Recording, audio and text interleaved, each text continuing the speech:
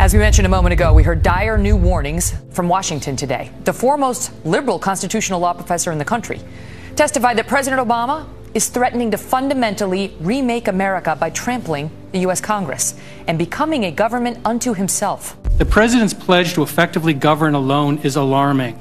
And what is most alarming is his ability to fulfill that pledge. When a president can govern alone, he can become a government unto himself. Change in our system, it represents an emerging dominant presidency. This trend's been going on for some time. But what's different now is that Congress has long been passive.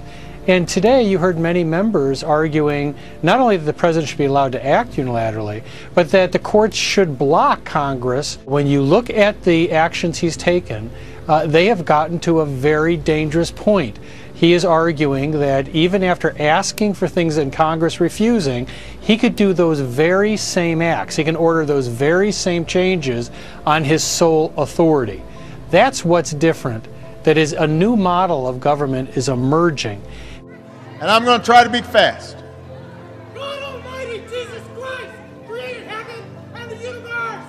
Jesus Christ created heaven and the universe. Oh, that's okay.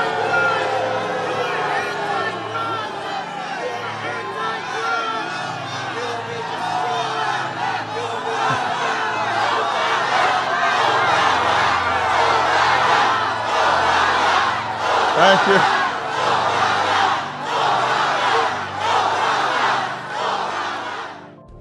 President Obama may soon have the ability to speak to everyone in our country with just the flip of a switch. Today, the FCC will propose an overhaul to the emergency alert system. The president would be able to appear on every television channel immediately. Well, right now, the president, if he wants to address the nation, has to get in touch with each local broadcaster, and they have to agree to pick up the message. The new system will cost between $7 and $13 million, so they wouldn't have to ask. We wouldn't have to agree to it. It just gets put up whenever he wants it. He just flips the switch and he's on all the channels, including the Food Network? If it's considered an emergency, yes. Okay, Wow. Great.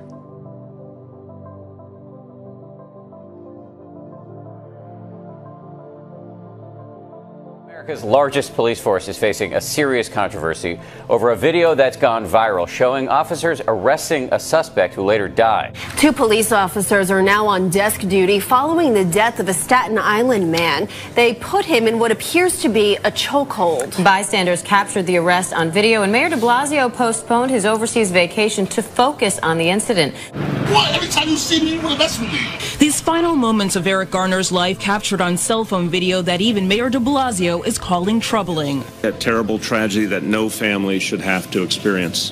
The 43-year-old married father of 6 trying to walk away from police who had stopped him on the Staten Island sidewalk Thursday for allegedly selling illegal, untaxed cigarettes. Don't touch me, please. Touch me. After telling the officers to leave him alone, they put Garner in a chokehold, pinning him to the ground where Garner, who was asthmatic, is heard telling the cops he's in trouble. I can't breathe. I can't breathe. He then becomes unconscious. Soon after, he is dead. No! Well, new tonight, this dramatic cell phone video given to 10 News shows a San Diego man being beaten by San Jose police. A man who had just delivered the commencement speech at San Jose State's graduation ceremony. Even from a distance, this is audible. With onlookers screaming, on the ground is 23-year-old Nathaniel Howard being beaten, handcuffed, and later taken into custody by San Jose police. He says he was celebrating after delivering the commencement speech at San Jose State's graduation ceremony. Howard says it all started because he questioned officers about their rough treatment of a friend who they caught urinating on the sidewalk. The friend received a citation. Howard was jailed. To be beaten like that, handcuffed, taken, and put in a cell, bruised badly, and then released with no communication, no charges, no police report, anything. Just hours ago, a police tactical unit stormed a passenger plane after U.S. fighter jets escorted the plane with 189 on board to a nearby airport. It has been a scary few months for air travel. A terrifying moment. A fully armed SWAT team, guns drawn, burst into the cabin of a commercial airliner looking for a male passenger who claimed he wanted to bomb Canada. Here's air traffic control warning other flights of a potential emergency. There's an aircraft coming in from over the lake. It's going to land runway 33 left, and they have a bomb threat. You might see a pair of F-16s. The SWAT team was taking no chances, demanding that the suspect raise his hands. And all I saw was guns and your hands up and everything. It was quite scary. In the aftermath of 9/11, such intensive police action is now common. Get down the back! Get down! And now here in New York, a mystery atop one of the most famous landmarks in the nation, and it is raising real questions about security here. The Brooklyn Bridge and the two American flags crowning the majestic spires, but today in their place, two white flags. An eerie sight this morning, flying high above the Brooklyn Bridge. Two white flags in place of the American flags typically hoisted above these iconic towers. The ability to pull off a stunt on this scale is as troubling as it is mysterious. There's some indication of some good deal of pre-operational planning. Workers scaled the bridge, taking down these symbols of surrender. Police reviewed surveillance tape. This landmark, considered such a high-profile terrorist target, it's under 24-hour police surveillance. They're telling you that your security is not effective. Out of that mystery in Seattle, and for some, the frightening sight in the sky. Tourists spotting something strange buzzing around their famous Space Needle while they were up there. Some were amused, waving at it, others downright troubled by this, and tonight we've learned it was a drone. But we ask here, who was flying it, and should anyone be allowed to fly a drone that close to an American landmark? High in the Seattle skies, a drone. The FAA now telling ABC News it is looking into that tiny remote control powered aircraft hovering above the observation deck of the famous Space Needle. While curious tourists waved, the mysterious flying object gave security quite a scare. There was no malcontent or malice. He wasn't trying to do anything wrong. It is just the latest incident raising questions about whether it's safe to fly drones above crowded cities. An elderly vet was arrested during a town meeting in Greenville, Tennessee. Now, they were discussing a very, very important topic, and obviously Eddie Overholt cared very much about it. So, of course, Eddie Overholt wanted to hear the details of the story, so he asked them to speak up, and here's what happened. Do not applaud more if we have any more outbursts from the audience, you will be removed from the building. Would you all speak up until the whole audience can hear you? What did he say? Take him out of the building. You want to take us? No. No. Public hearing. No. He said he's going to. No. This is not. You're arrested. I'm under arrest. Removed. I'm under arrest. So you're throwing me out of the public hearing. Thank you. Regardless, he's a 76-year-old veteran who just asked for them to speak a little louder. And, of course, they arrested him and they kicked him out. That's the way we deal with situations in the country. Video that's gone viral, a fan being shoved by a Denver police officer at Coors Field. The young man in the video says a beer vendor was questioning whether he was of legal age to drink, and that's when he asked for police to get involved. Well, tonight, 7 News reporter Russell Haythorne is asking if the officer went too far. Allow me to answer your question with more or a yes or no question. All right, let's hear it. Officer, sit down. Officer, I have no... Officer, that is abuse of your... At this point in the video, it turns into a shouting match. You didn't listen, did you? You didn't listen. You have absolutely no right. Get out of here. Do we have this on video? Yep, Thank you, 100%. Thank you so much.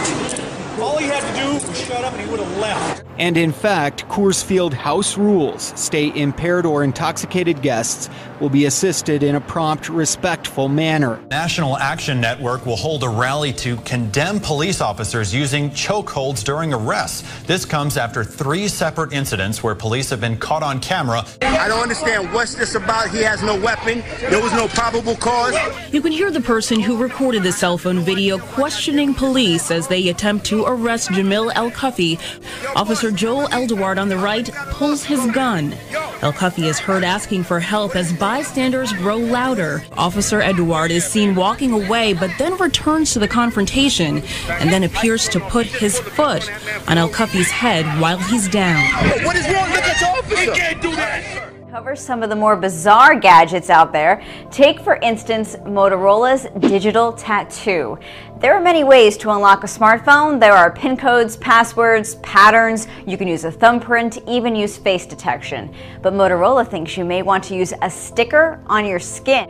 When you tap the phone to the sticker, the phone is unlocked. And today in Arizona, looking at last night's execution and how a procedure that usually takes 10 minutes instead took 1 hour and 57 minutes. The execution that took place of Joseph Wood. He gasped for air after he was injected with a controversial two-drug combination. Judge Alex Kaczynski wrote, quote, "If some states and the federal government wish to continue out the carrying out of the death penalty, they must return to more primitive and foolproof methods of execution. The guillotine is probably best, but seems inconsistent with our national ethos. And the electric chair, hanging, and the gas chamber are each subject to occasional mishaps. The firing squad," he wrote, "strikes me as the most promising. 8 or 10 large caliber rifle bullets fired at close range can inflict massive damage, causing instant death every time."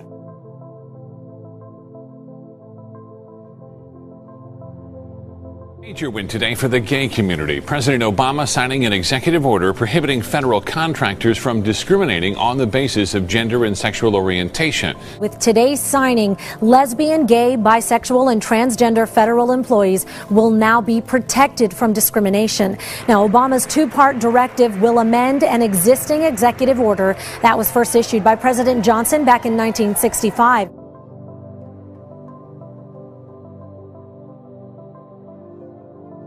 President in our city tonight landing a DIA just before 6 o'clock. He's here to raise money for Senator Mark Udall. Now, this is a must-see. This is the picture everyone's tweeting about tonight, including me. This is from a New York Times photographer, and you can see a man there wearing a horse head greeting the president. That could very well be the most memorable moment of the night for the president.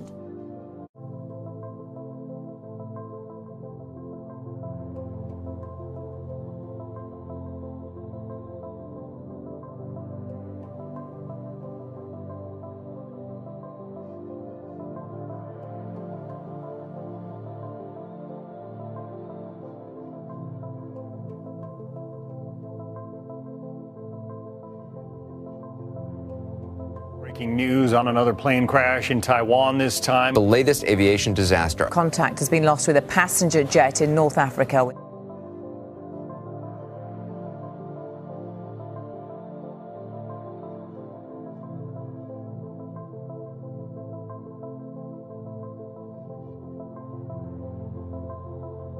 I've got to say, I can't ever recall a week like this one. It's extraordinary to have 3 major tragedies around the world within 7 days. And it's almost too early to think about the international ramifications of this. Hours after the crash came the news from Gaza. Israeli soldiers, ground troops, infantry, armored mechanized, combat engineers, all on the move in a ground invasion tonight in the Gaza Strip.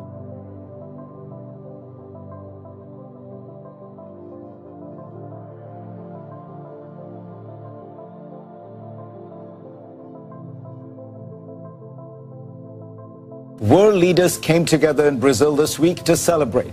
No, this had nothing to do with the World Cup. I'm talking about the 6th annual BRICS Summit. The leaders of all the BRICS nations, there's one very important thing that they seem to agree on. They envisage an economic future that is both anti-Western in some sense and anti-dollar.